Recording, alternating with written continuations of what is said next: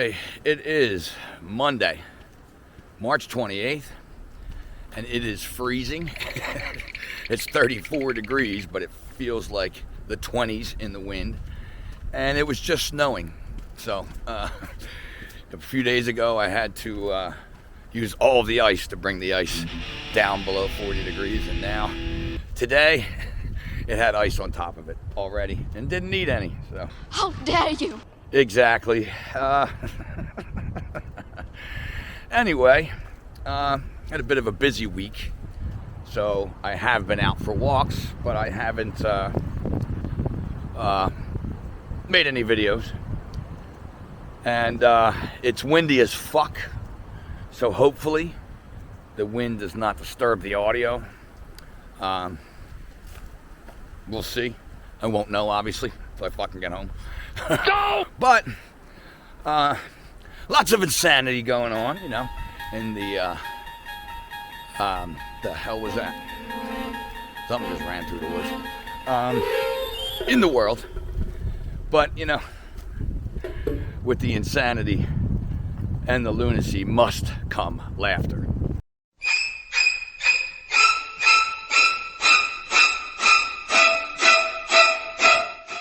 And if you really want to look at a situation, look at this and realize that one of these people banned dissidents from leaving the country, shut down protesters' bank accounts, declared martial law, and banned protests against his regime. And the other guy was Putin.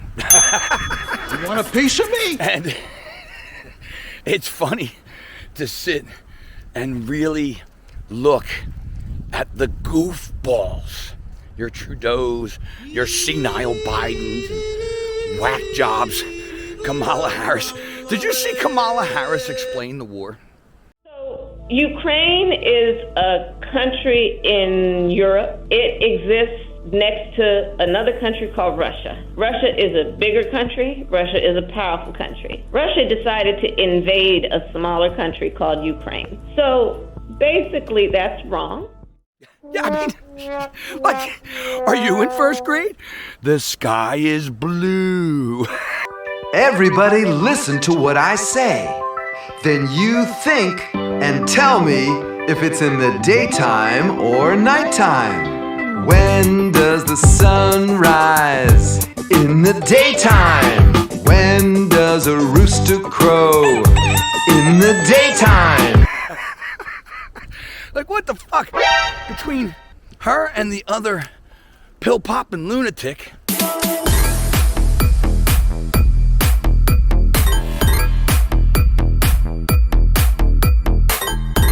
I mean, these buffoons are in charge on purpose, because they are not only laughing at everyone who supports these goofballs, they're showing people that they can put anyone in there they want, no matter who the fuck you vote for. And for whatever reason, and I'm seeing a lot of the flags flying today, lately, over the past days, Trump 2024, we're all gonna wait 2.5 more years, and then he's gonna come in and he's gonna save us, even though he didn't save us the first time. Yeah. He supported the Syria narrative, chemtrails quadrupled, and fast-tracked the miracle jabs for us. Allowed this all to come in, and basically supported it, and still says you should get the miracle jab. But when he comes in 2024 or 2028 or 2032, whenever they decide to let that happen, I guess he'll be the one to save everyone. In the meantime, sit back, watch TV, eat your popcorn, go to work, and keep doing everything you're told, right? And piss and moan about it in the corner, you know, in conversations that mean nothing.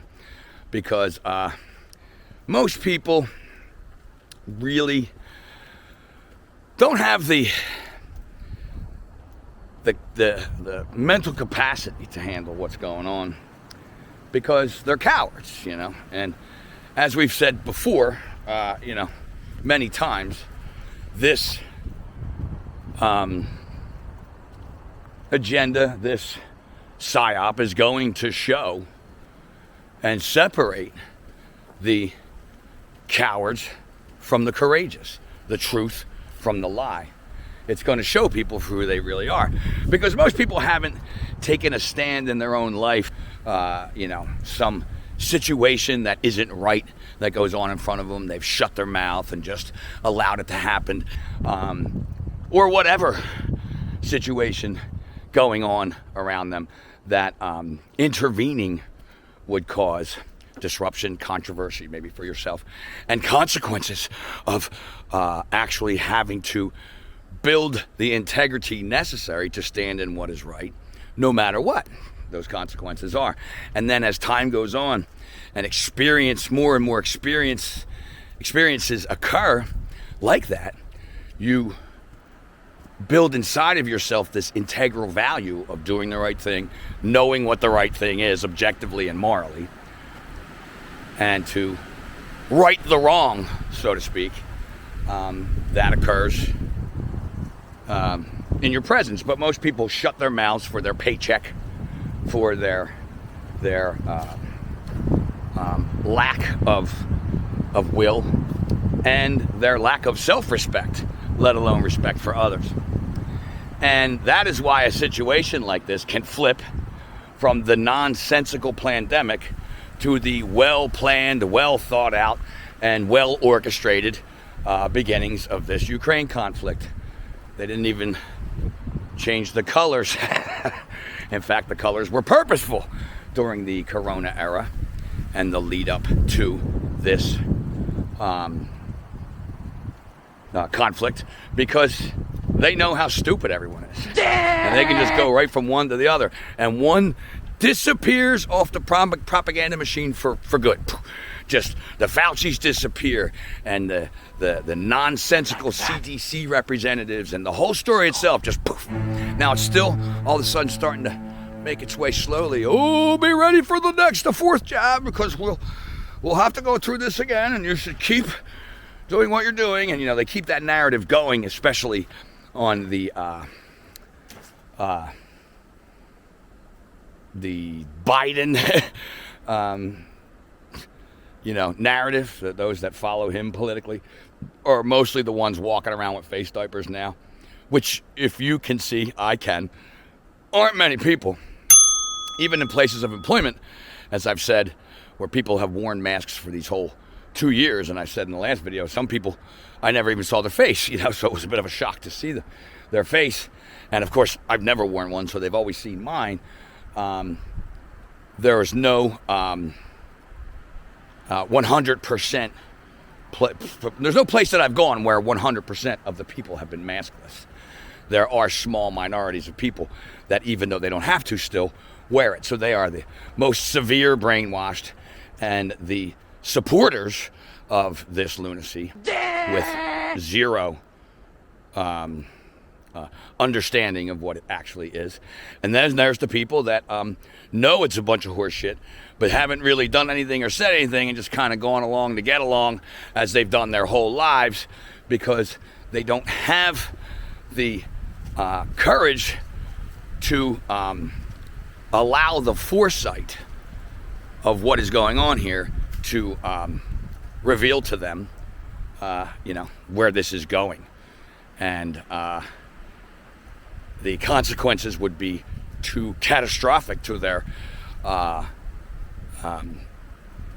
monopoly board status, the state of comfortableness they have in their life, and the luxuries that they enjoy because of their paycheck, not to mention many people, the egoic status of their job title, which, for most people is built up in their mind to be way more than it actually is, because most people do menial tasks for their money and need to use whatever situations are in their life to falsely build their character.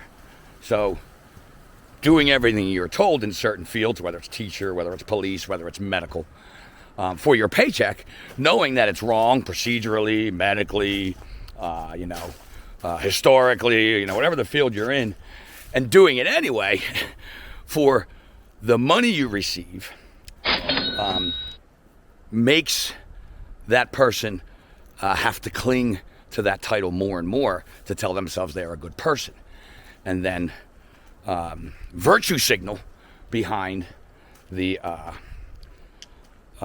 false notion that they are a good person by what they pretend to do in the world in fields like this, And I never did that in my life. I spoke out when things were wrong at great cost, retired early from the police department from certainly traumatic situations that occurred in my life, but also the stress endured from taking on things that were wrong, for not just doing what I was told and standing up for what was right and fighting the system and fighting the administration on various aspects of things that were not morally correct.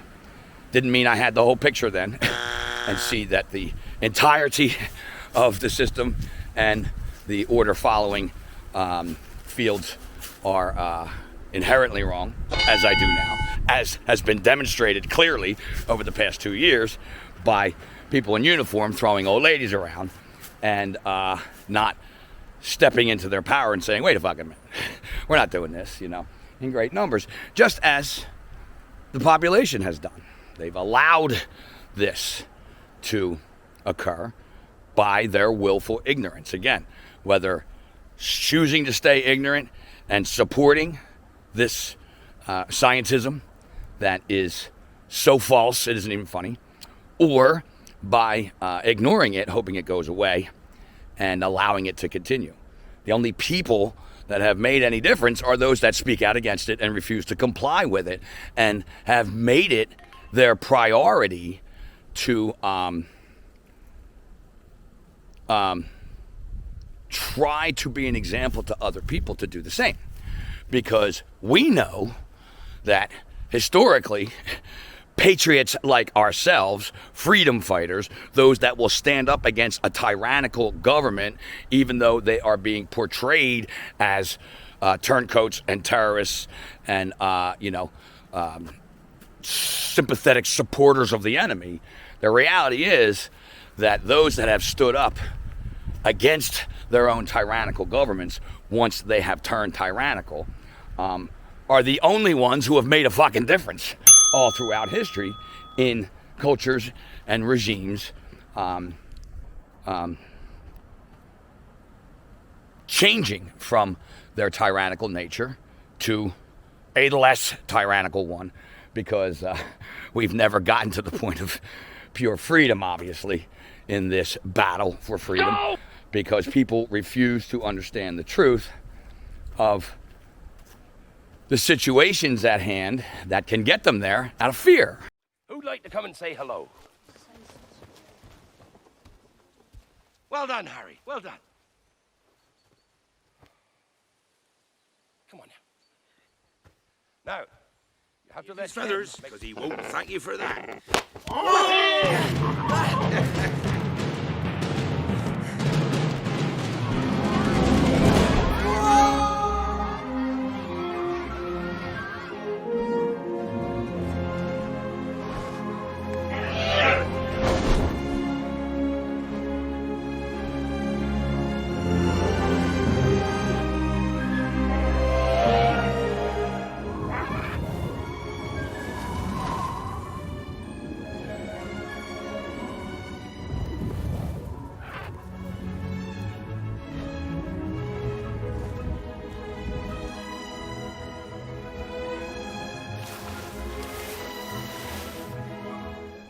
To have an experience, whether unpleasant or pleasant, have a consequence, whether unpleasant or pleasant, and learn from that. And take that in and start to build an integral level inside themselves that they respect. And that others should respect, but mostly don't, because they don't have that inside themselves, so they have to ridicule and demonize and ostracize, the person who has those qualities. No, po-po. But that, again, is part of the journey of a patriot, of a hero, the hero's journey, so to speak. And that is the minority of people that have stood against this, that have spoken out, that have not complied, and that understand that this PSYOP is more than just, a monetary reset or an attempt to, make money with pharmaceuticals and, the rich, greedy corporate man just making up a situation to make money from. This is a well-orchestrated, well-implemented psychological attack upon people who have no clue that not only are they being psychologically attacked, but how their psychology works, how their mental state affects them. And that is what the government has done to all of the populations, the governments, all across the globe. So, anyway, David Icke was on this podcast recently called the My Family Thinks I'm Crazy podcast, which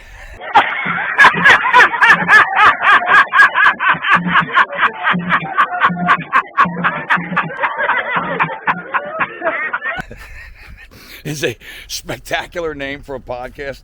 I wish I'd thought of it. But check this out. In our conversation, they depend on our ignorance, the vast sea of unknown. We have certain theorists have claimed that, well, what's happening right now in the past 20 years with COVID and the wars, and it feels like we're on a cycle. You look at the early 1900s, you look at the early 1800s, there seems to be a theme of these pandemics. Do you find any merit to that argument that maybe these elites are playing into some sort of esoteric cycle that is constantly spinning and they're just tapping into it? Well, I think they're creating it as well because of this fear of death being so central to the human psyche. They're playing on it all the time. Fear of death, fear of war, fear of nuclear war. What is that? It's fear of death. They're playing on that now in another way. Big time.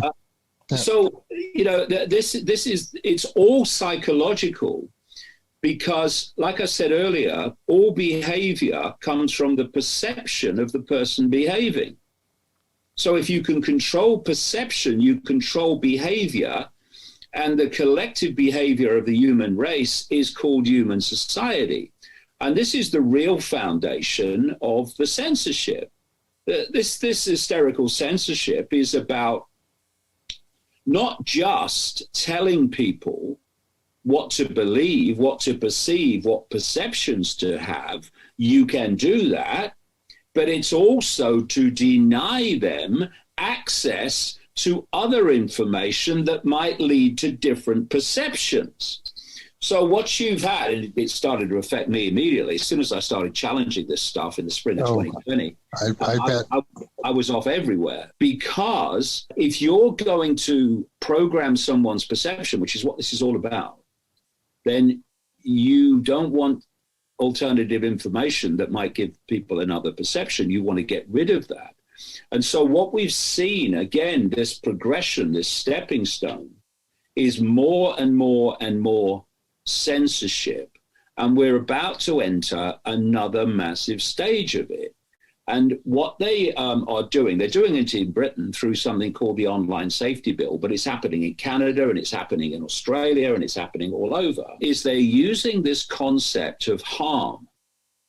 Not is something true or not, but is something potentially harmful. So, for instance, this Online Safety Bill, which is going through Parliament now, which will give a government broadcast regulator, a totally fascist organization created by Tony Blair in 2001 called Ofcom, the Office of Communications, the power to delete from the internet on the basis of if you don't, you'll get crippling fines or even jail time, things that are legal and lawful but are considered by Ofcom to be potentially harmful. So what you could say in the street becomes deleted from the internet because Ofcom says so. And like I say, other countries like Canada, we'll expect Canada with Trudeau, are pushing something similar. So the idea is that, and I've said this way back, that the plan is that eventually no one will see or hear anything that is not sanctioned by authority. And that means, of course, that it will create total control of the information that people receive. And where do we get our perceptions from? Information that we receive. And so this is meant to get more and more extreme until that point is reached. And so when they say, as they of course have, well, if you don't like, being censored by an independent company like Facebook or Twitter, yeah, independent, I love it, then start your own. So people have. Necessity is the mother of invention. Some great, great platforms have been created to overcome the censorship.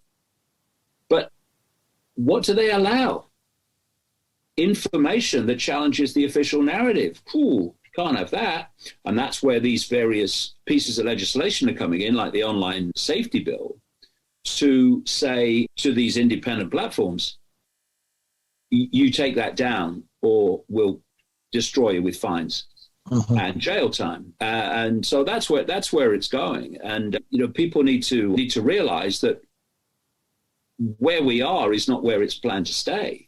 It's meant to move on and get more and more extreme. And, of course, always very profound with what he says, but couldn't have been more accurate. And these are things that people choose to ignore. And what they're doing in the war, they're putting sanctions on Russia and sanctions on other countries. What they've done with the result of the truck blockade, they have frozen people's bank accounts, people who contributed to the truck blockade. But now they're also freezing the assets of Russia and freezing accounts of all sorts of people who are involved in this Ukrainian thing. And you've got to understand, the US dollar is the world reserve currency. This is the dollar that everybody uses for trade. This is the currency that is used for worldwide trade. And it's been a neutral thing. It's always been neutral because it is the reserve currency.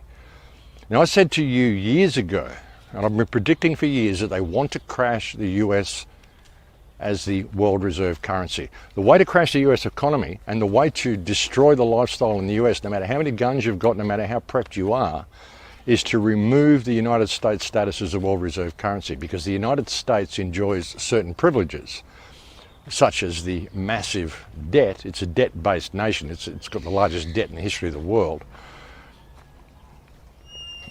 And I've said that if the United States loses its status as the world reserve currency, then the whole status of the United States is going to change. The lifestyle of the United States is going to change overnight. The dollar will be worth nothing. It will do incredible damage to the culture. And at that point, it's not going to matter how many guns you've got. It's not going to matter about any of that stuff. What's going to matter is the fact that it's not the world reserve currency anymore. And they're doing it themselves now, because by putting sanctions on nations because they're simply not doing what they're told, well, who's going to trade in US dollars now that they're doing this? No one's going to trade in US dollars. You'd have to have rocks in your head to invest or trade in US dollars if they're going to use the world reserve currency as a political weapon, which is what they're doing. So they're doing this by design. They're crashing the UN's currency, folks. And this is a matter of months or weeks or days or even moments away. It's really getting that close. And we've been warning you about this for years. Russia has also said they're going to accept Bitcoin as payments for oil. That's interesting. Oh, we're not accepting any trade from Russia. No food, no oil, none of that stuff. Well, we kind of need that stuff, but we're not accepting any of that from Russia. Anyway, I hope people are preparing, whether it's food supplies, water supplies,